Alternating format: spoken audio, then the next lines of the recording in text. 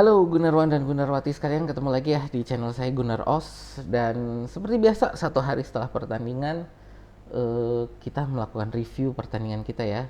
Biasanya saya formatnya adalah 5 hal dari pertandingan. Kali ini saya mau rubah sedikit gitu ya. Karena yang saya ingin bahas ini bukan hanya tentang Arsenalnya, tapi yang saya ingin bahas adalah pertama tentang kalian sebagai fans gitu. Ya, oke. Eh, Pertama saya mau ngomong dulu tentang pertandingan kemarin ya, bahwa ya maaf saya nggak bisa live karena saya lagi ada di luar kota. Jadi saya tidak bisa bawa peralatan ini. Jadi ya saya nonton tapi saya tidak bisa live gitu ya. Eh, untuk pertandingan kemarin menurut saya Arsenal permainannya sudah cukup bagus ya. Kita menguasai sebenarnya pertandingan, tapi memang gol pertama itu menurut saya kesalahan Ben White ya gitu. Tapi pada dasarnya itu kemarin setelah mereka satu gol, mereka juga Aston Villa itu parkir tank gitu ya, parkir bus. Dan kita juga banyak kesempatan-kesempatan tapi memang tidak bisa dimanfaatkan dengan baik. Dan pada posisi juga pertahanan Aston Villa memang sangat kuat, sangat bagus. Saya harus akui pertahanan mereka kemarin sangat disiplin, dan itu membuat kita tidak bisa berkembang permainannya ya. Dan walaupun kita menguasai lapangan tengah, menurut saya pertandingan kemarin itu sangat mirip strateginya yang dilakukan oleh Arteta itu seperti pada saat kita melawan Manchester City gitu. Jadi berusaha untuk penguasaan lapangan tengah, cuman gitu kan, kita gagal untuk mengantisipasi gol pertama gitu. Tadi yang saya bilang, Ben White tidak berhasil membuang bola gitu kan pada saat gol gol pertama itu. Eh, Ya di situ aja sih gitu, bahwa kita sebenarnya kemarin bisa mencetak gol gitu kan dan punya peluang penalti, tapi keduanya digagalkan oleh VAR gitu kan. Dan menurut saya juga akhirnya kemarin kan, eh, dari PGMOL sampai harus mengeluarkan apa ya, penjelasan kenapa golnya kayak Havertz kemarin kok dianggap handsball, padahal hands pertama itu pada pemain Aston Villa bukan pada kayak Havertz gitu kan. Ya itulah, jadi dari saya kemarin sebenarnya kita permainannya sudah cukup bagus, tapi tidak beruntung ya. Tadi satu dari golnya kayak Havertz yang dianulir secara tidak benar menurut saya, dan kedua adalah Gabriel Jesus yang dilanggar ya, juga yang harusnya menjadi peluang penalti gitu.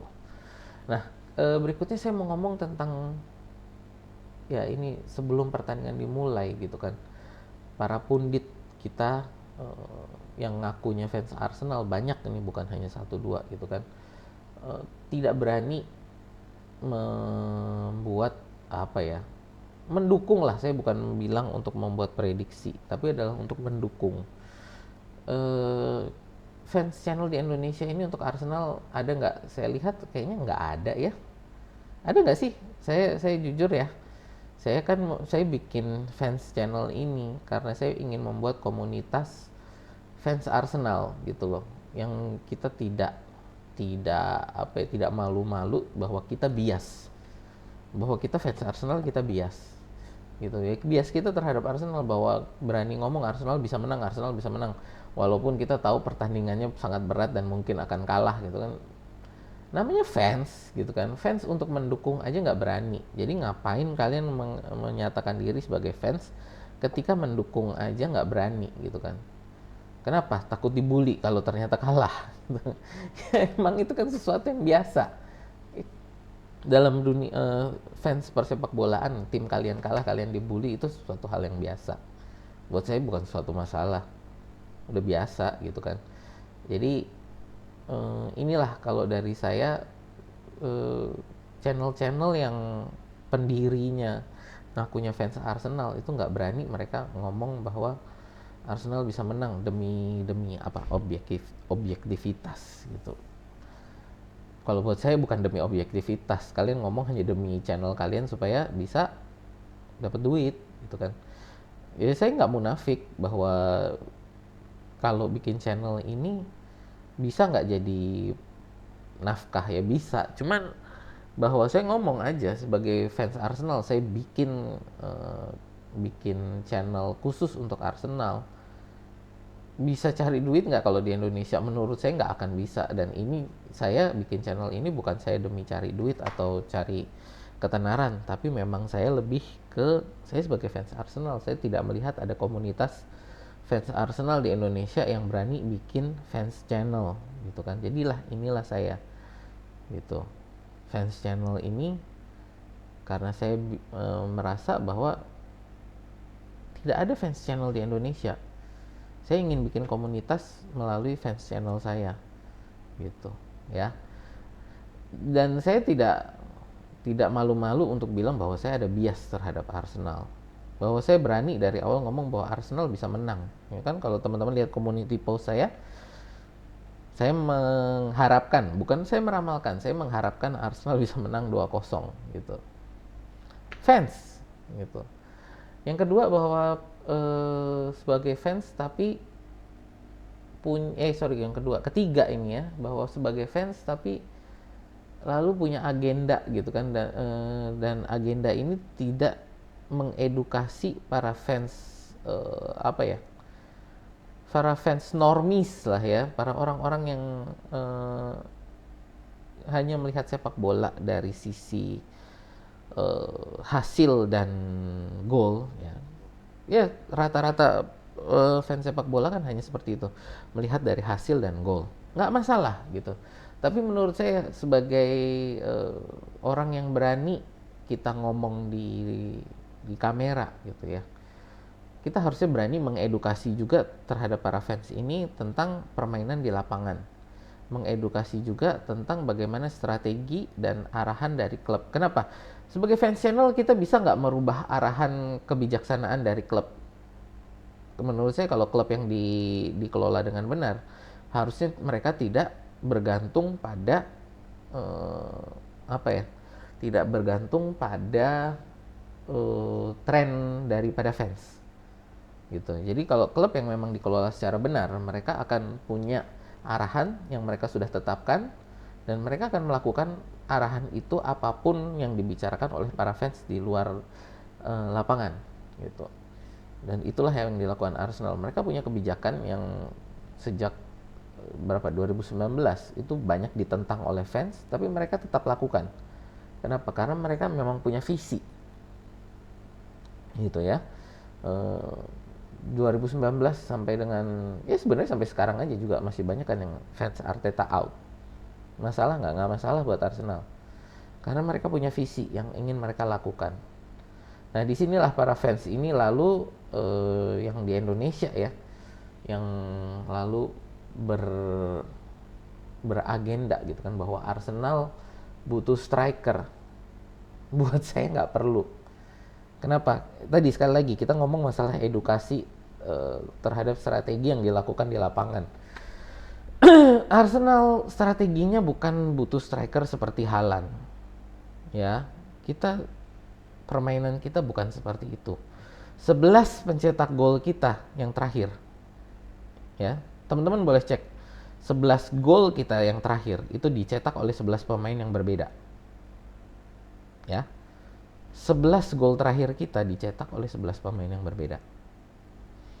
Itulah strategi yang mau dilakukan oleh Arteta. Bahwa Eddie Nketiah perlu upgrade, saya setuju.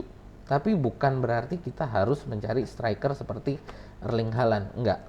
Ini kan sebenarnya yang fans ini, kita butuh pesaing sebagai Haaland, kita butuh Thierry Henry baru. No, permainan kita sudah berubah. Kita bukan mencari Thierry Henry yang baru. Ya. Kita mencari pemain-pemain yang mereka bisa mengancam di depan gol, tapi pada saat yang sama bisa membagi gol itu kepada teman-temannya. Bisa membuka ruang bagi teman-temannya. Ya. Bahwa kemarin itu memang saya bilang pertahanan Aston Villa mereka sangat disiplin menjaga semua pemain dengan rata. Itulah sebenarnya kelemahan Arsenal. Ketika pemain ini disiplin rata membagi, pemain lawan ini disiplin membagi pertahanan mereka sama rata terhadap pemain-pemain kita gitu ya. Dan disitulah makanya dari saya Eddie Nketiah ini perlu di-upgrade, tapi bukan menjadi prioritas. Kenapa saya bilang perlu di-upgrade? Karena Eddie Nketiah ini bisa hold up play, bisa membagi bola kepada lawan, tapi dia sendiri tidak menjadi ancaman di depan gawang. Sehingga dia tidak perlu dijaga secara khusus oleh lawan. Gitu. Ya. Nah, menurut saya yang perlu benar-benar kita cari di Januari nanti bukan striker, tapi central defensive midfield. CDM kita secara efektif saat ini hanya tinggal Declan Rice. Ya, Thomas Partey cedera, lalu Mohamed Elneny dan Jorginho ini keduanya secara efektif udah mau pensiun, sudah diambang pintu pensiun. Jadi kita ini Januari sebenarnya menurut saya yang perlu dicari siapa? CDM, defensive midfield, dan itu lebih darurat. Mungkin dari Anda ada yang bilang, ya beli dua-duanya aja, kenapa? Ya duitnya bos, bukan masalah kita nggak punya duit, tapi masalah FFP. Kita kemarin beli Declan Rice ini sudah 105 ini sudah memakan budget FFP kita, bukan budget keuangan ya, budget FFP. Ya, dari masalah nanti yang harus dihitung untuk pemasukan dan pengeluaran untuk dilaporkan kepada FFP. Ya, karena Arsenal ini sebagai klub yang dijalankan memang bertanggung jawab terhadap keuangan, gitu loh. Ya, kita nggak reckless, kita nggak sembarangan beli pemain jor-joran seperti Manchester City atau Chelsea, yang dimana sekarang keduanya kan sekarang berhadapan terhadap aturan IPL, gitu. Ya, terhadap aturan IPL apa? Mereka sekarang menghadapi tuntutan kecurangan terhadap keuangan, gitu. Ya. Nah, berikutnya kita harus lihat juga ya bahwa sebagai fans ini kalian mendukung aja takut gitu kan, bahwa kalian hanya bisa mendukung pada saat happy gitu. Jadi fans itu ya sebenarnya harus mendukung pada saat happy dan pada saat kalah, terutama justru pada saat kita sedang mengalami kekalahan. Disinilah kayak saya ini sangat seneng ya, sangat ngefans juga terhadap expression oozing ya, expressions itu dia salah satu fans channel di Inggris, Tottenham. Dia penggemar Tottenham. Saya suka sama expressions. Kenapa? Karena dia mendukung timnya pada saat suka maupun duka gitu kan, walaupun dia suka mengeluh gitu kan, aduh kepada ibunya gitu di channel, dia suka mengeluh, kenapa lu mewariskan ibu kenapa lu mewariskan kepada gua kecintaan terhadap Tottenham ini gitu kan, yang nggak pernah, yang selalu membuat dia sakit hati gitu kan ya, tapi dia selalu dia selalu menyampaikan dukungannya pada saat suka maupun duka gitu kan. Ya kalian fans Arsenal gitu ya, saat ini merasa seolah-olah harus selalu menang. Kalau kalian kalau Arsenal nggak menang langsung Arteta out pada keluar semua. Dan ini fans Indonesia menurut saya masih sangat labil dalam hal ini. Tuh, ya. Jadi ya menurut saya untuk pertandingan kemarin yang saya review adalah tentang kalian, bukan tentang pertandingannya, bukan para pemain. Karena menurut saya pemain kita kemarin ya sudah bagus, cuman kurang beruntung gitu loh ya. Ya mau gimana lagi gitu loh. Sometimes kalian klub pemain ya dalam pertandingan tim kita beruntung, kadang tim kita tidak beruntung. Itulah sepak bola gitu loh.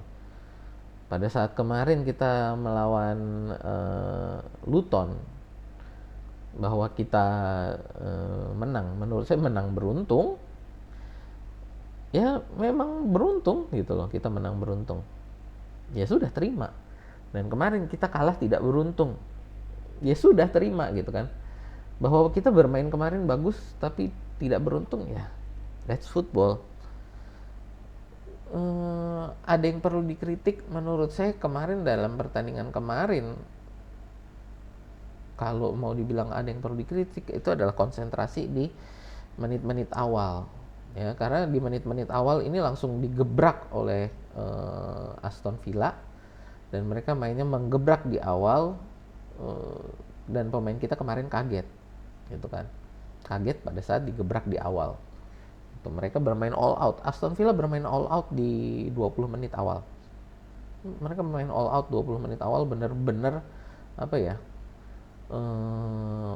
mengerahkan semuanya untuk menyerang di 20 menit awal, dan itu membuat pemain kita kaget. Di situ aja menurut saya yang perlu dikritisi, gitu.